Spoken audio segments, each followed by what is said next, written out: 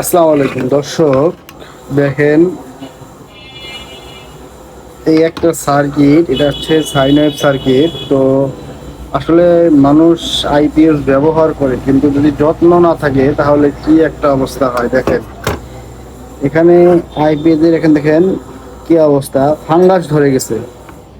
আসলে একটা আইপিএস ব্যবহার করলে এটা যত্ন নিতে হয়। কিছু কিছু লোক আছে যতক্ষণ পর্যন্ত আইপিএসটা চলতে থাকে, বন্ধ না হয়ে যায়, ততক্ষণ পর্যন্ত আইপিএসটা কোনোভাবে একটু খেয়াল রাখে না যে আইপিএসটার কি অবস্থা। তো দেখেন এখানে আসলে কিন্তু এই আইপিএসটা ব্যাটারির উপর রাখছিল, এবং এখানে হয়তো পানি ঢুকছিল কোনোভাবেই, লিকুইড জাতীয় কিছু আসছিল, যে কারণে দেখেন এখানে ফাঙ্গাস ধরে গেছে। এই দেখেন আমি একটু ঘষে নিয়েছি, তারপরেও ফাঙ্গাস।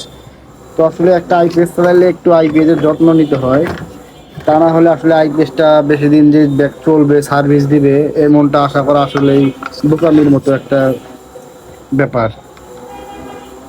তো অবশ্যই আপনারা আইপিএস ব্যবহারের ক্ষেত্রে একটু যত্নবান হবেন। ধন্যবাদ সকলকে।